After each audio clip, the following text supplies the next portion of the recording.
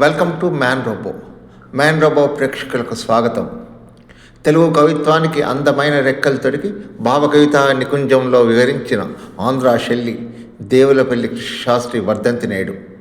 ప్రపంచమంతా శ్రీ శ్రీ బాధ అయితే కృష్ణశాస్త్రి బాధే ప్రపంచమంతా అని చెలం గారు కొనియాడిన గొప్ప కవి ఆయన. ఆకులో ఆకునై పువ్వులో పువ్వునై అంటూ ప్రకృతితో మమేకమైన ఆయన కలం తెలుగు పాటకు సాహిత్య గౌరవాన్ని తెచ్చిపెట్టింది. జయ జయ జయ ప్రియ భారతి జనయిత్రి అంటూ భారతావనికి విజయ ఆరతి పట్టిన ధన్యజీవి. మల్లీశ్వర్ వంటి చిత్రాల్లో ఆయన రాష్ట్ర పాటలు నేటికి తెలుగువారి గుండెల్లో మారుమోగిపోతూనే ఉన్నాయి. అక్షరాలే ఆభరణాలుగా, భావాలే ఊపిరిగా బతికిన ఈ అజరామర కవిని స్మరించుకుంటూ మ్యాన్ రోబో టీవీ ప్రత్యేక నివాళి అర్పిస్తుంది. నమస్కారం. పచ్చదనం ప్రకృతి పలకరింపు, భావకవిత్వ పరిమళింపు. ఇది ఆ భావకవిత పితామహుడు దేవులపల్లి కృష్ణశాస్త్రి గారి యొక్క స్మృతిలో మనం గుర్తుంచుకోవాల్సినది. కోడికన్నా ముందు లేచి కోతపెట్టును ఫ్యాక్టరీ, కూడుగుడ్డు వద్దా మరి కొనుకుతుంటే సోమరి, పాడుకుంటూ పనిచేస్తే 10 మందికి లాహిరి, ఆడుకుంటూ పనిచేస్తే అనిపించదు చాకిరి అంటూ ఆ విశిష్టమైనటువంటి కృష్ణశాస్త్రి సమాజ భావన, భావకవిత చక్రవర్తిగా ఉంటూనే ఆ యుగంలోనే ప్రజల భాషగా భావాలు వినియోగంలోకి తెచ్చినటువంటి ఆ ప్రయత్నం తొలిగా జరిగింది. ముఖ్యంగా జానపద గేయాలకి సాహిత్య గౌరవం తెచ్చి ఆ ధోరణిని కృష్ణశాస్త్రి లక్షణానికి చాలా విశిష్టంగా పల్లె జీవిత ప్రేమను జానపద శైలి పాటల్లో పలికించడమే కాక శ్రామిక వర్గ ఆ భావన రీతిని వ్యక్తం చేశారు.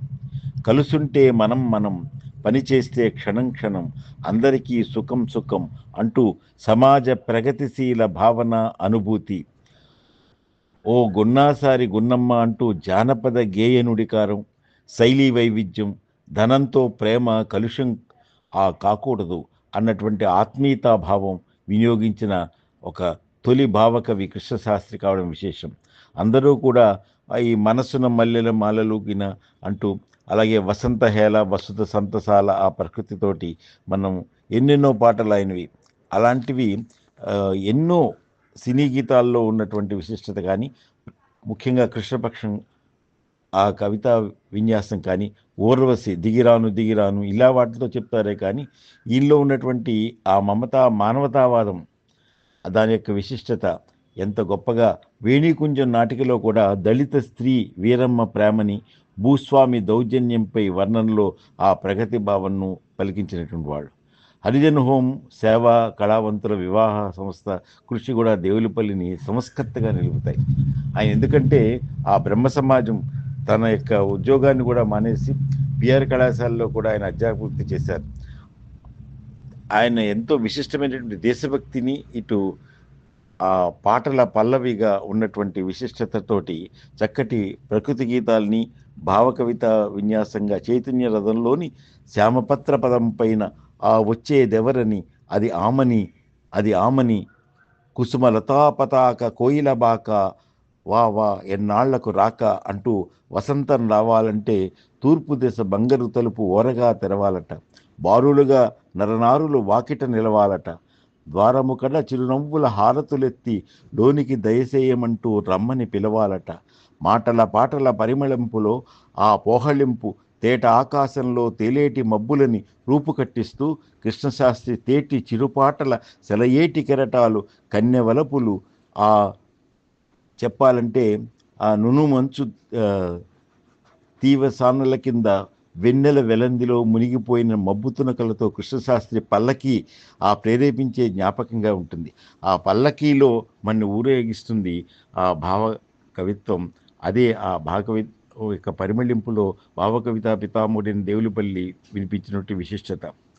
ఆయన మనకి ఎంత విశిష్టత అంటే, ఫస్ట్ 1 నవంబరు 1897లో చంద్రపాలెం, పిఠాపురం దగ్గర చంద్రపాలెంలో జన్మించిన ఆయన 24/2/1980 ఆయన భౌతికంగా లేకున్నా మనకెప్పుడు కూడా ఈ భావకవితా చక్రవర్తి తన సహజమైనటువంటి ఆ ప్రకృతి భావంలో గోరింటా పూచింది కొమ్మ లేకుండా అంటూ పాడన తెలుగు పాట అంటూ ఒక అమెరికా అమ్మాయి నోట వినిపించినటువంటిది. ఆయన యొక్క విశిష్టమైనటువంటి హావభావం, నా లహరి ఆ మహతిలో కానీ, మేఘమాల సినీ గీతాల్లో కానీ ఎన్నో చూస్తాం. అయితే కృష్ణపక్షం 1920లో వచ్చినటువంటి దాంట్లో, అలాగే 1929లో ఆయన ఠాగూర్ని, రవీంద్రనాథ్ ఠాగూర్ని కలిసినప్పుడు ఆయన యొక్క భావకవితా విశేషతకి ఎన్నో ప్రశంసలు పొందినటువంటిది. 1945 నుంచి ఏఆర్లో పాటలు కానీ, నాటికలు కానీ, అంతేకాదు ప్రసంగాలు చాలా విశిష్టమైంది. ఎందుకంటే వీధి అరుగు దాంట్లో చక్కగా ఆ పల్లె పల్లె ఎలాంటిదంటే ఆ, పట్నం ప్రియురాలు, ఎందుకంటే పల్లె ఇల్లాలు, దాని యొక్క ఆ ప్రేమ, పల్లె తల్లి వంటిది, పట్నం ప్రియురాలు వంటిది, ఇలాంటి చక్కటి పోలికలతోటి ఆ, ఇది మల్లెల వేళయని, వెన్నెల మాసమని, తొందరపడి ఒక కోయిల ముందే కూసిందన్నటువంటి ఒక భావ కవితల్లో కూడా ఒక ప్రత్యేకమైనటువంటి నివేదనం. ఇలాంటి ఎన్నో, నా పేరు బికారి నా దారి ఎడారి అంటూనే ఆయన ఎంత విశిష్టంగా ఒక వసంతహేళ వసుధ సంతసాల ఆ ప్రకృతిని రమణీయంగా పలికించినటువంటి మహానుభావ కవి, భావకవితా చక్రవర్తి. కానీ ఆయన ఆంధ్రా శైలి అంటాం ఇంకా చెప్పాలంటే అది తక్కువే అవుతుంది ఆయన కవితా ప్రశంసకి. ఎందుకంటే అటువంటి కళాప్రపూర్ణుడు, అకాడమీ అవార్డుతో పాటు పద్మభూషణ్గా వెలిగినటువంటి భావకవిత్వ పాలవెల్లి దేవులపల్లి అని చెప్పొచ్చు. అటువంటి దేవులపల్లి గొబ్బి రావమ్మ, మహాలక్ష్మి, రావమ్మ మహాలక్ష్మి అని కానీ, ఇటు భక్తి పాటల్లో కూడా శివశివ నరాధ అన్న కానీ ఎంత గొప్పదంటే, మనం పేదవాళ్ళం అవ్వచ్చేమో కానీ బిచ్చగాళ్ళం కాకూడదు అంటూ అటు భావదారిద్ర్యం లేదు, ఇటు ఏ దారిద్ర్యాన్ని చెప్పైనా ఒక్క గొంతు మూగపోయినా కూడా భావాన్ని ఎక్కడా మూగపోనీయకుండా ఎంతో విశిష్టంగా తనదైనటువంటి ఆ సేవా దృక్పథిని, సంస్కరశీలతని, భావకవిత విశిష్టతని చాటినటువంటి దేవులపల్లి గురించి ఆయన ఎన్నో సాహిత్య సభల్లో ఉండడం విశిష్టమైతే, చివరిగా నేను కూడా ఆయన్ని చూసేటువంటి అదృష్టం పిఠాపురంలో, నేను అతడు పుట్టిన చివరి కొమ్మన్నట్టు పిఠాపురంలో ఆయన నెల్లలా వెన్నెల కార్యక్రమంలో నాన్నగారు, సోమసుందరం, రామ్షా, శశాంక అంటే పార్వతీశం గారి తండ్రి, ఆయనతో ఉన్నప్పుడు నేను నా మొదటి కవిత భారతిలో పడినప్పుడు పిఠాపురం నుంచి శిరీష్ ఎవరు మనకు తెలియదంటే అప్పుడు అనుకోకుండా మా తెలుగు మాస్టర్ ద్వారా తెలియడం, అప్పుడు ఆశీర్వాదం ఆయన పొందడం ఎంత విశిష్టమైనటువంటిది అనిపిస్తుంది. అటువంటి కృష్ణశాస్త్రి గారు ఆ కవి పరంపర గురించి చెప్పాలంటే ఆయన ఆ శ్రీనాథుడి గురించి, నండూరు బసవరాజు గురించి కానీ, నన్నయ్య గురించి కానీ, పెద్దన గురించి కానీ ఆయన వ్యక్తం చేసినవన్నీ కూడా ఒక సాహిత్య దిక్సూచిగానే ఉపయోగిస్తాయి. లలిత లయగతుల్లో కృష్ణశాస్త్రి యొక్క సినీ గీతాలు భావకవిత మధువనిగా, రసధునిగా ఆ మారుతాన్ని అందించినటువంటి సినీ గీతాల్లో హృదయ శృతితో పాటు లలిత లయగతుల విన్యాసం కూడా వినిపిస్తుంది. రాశిలో తక్కువైనా వాసిగా మలయమారుతాన్ని, మల్లెల పరిమళాలని, మంచి గంధాన్ని, మమతల మధురిమని సామాజికత స్వరంతో పలికించిన విశిష్ట శైలి దేవులపల్లిదే. మల్లీశ్వరి నిజంగా చెప్పాలంటే అది ఒక ప్రత్యేకమైనటువంటి ఒక భావన, అదొక్కటే చాలు అని చెప్పడానికి ఆ మల్లీశ్వరి పాటలో. ఎందుకంటే అన్నిటికీ అన్ని, అటు భానుమతి స్వరంలో భానుమతి నటన కానీ, అటు నటరత్న ఎన్టీఆర్ది కానీ, ముఖ్యంగా బిఎన్ రెడ్డి గారితో ఆ పాటల్లో, మల్లీశ్వరి పాటల్లో ఒక సజీవత్వం, పల్లెకు పోదాం అన్నట్టుగా ఆ పల్లెల్ని మడిపించేస్తుంది ఆ పాటల యొక్క మాధుర్యం. కాళిదాసు మేఘ సందేశాన్ని ఇచ్చి ఎంతో మధుర విచిత్ర పదచిత్రాల పరవశింపజేసేటువంటి ఆ చలనచిత్రాల పాటలు ఎన్నో ఉన్నాయి. అందులో మల్లేశ్వరి చాలా మకుటాయమానంగా ఉంటుంది. మనసున్న మల్లెల మాలలుగనే అన్నట్టుగానే కాకుండా, పరుగులు తీయాలి ఓ గిత్తలు ఉరకలు వేయాలి, విరవిర ఆ చెరచెర ఊరు చేరాలి అని, మన కూడా పల్లెలకి వెళ్ళాలని, ఊగే కొమ్మల కోయిల జంటలు, తూగే పువ్వుల తుమ్మెద గుంపులు అంటూ ఆ నల్లని బొబ్బుల గుంపులు గుంపులు, తెల్లని కొంగలు బారులు బారులు, అవిగో అవిగో అంటూ హృదయ ద్వారాలని తట్టి పిలిచే ఆ పాట వింటుంటే మనస్సులు మయూరాలే పురిపుతాయి. అలాంటివే కాదు, ఇంకా ఎన్నెన్నని చెప్పగలం మనం. ఆ రాగాల మేఘమాలగా మనకి ఆకాశ వీధిలో హాయిగా తిరిగేవు అని చెప్పడంలో ఎంతో విశిష్టమైనటువంటి ఒక హరివిల్లు, ఆ అనుభూతుల హరివిల్లు విరుస్తుంది.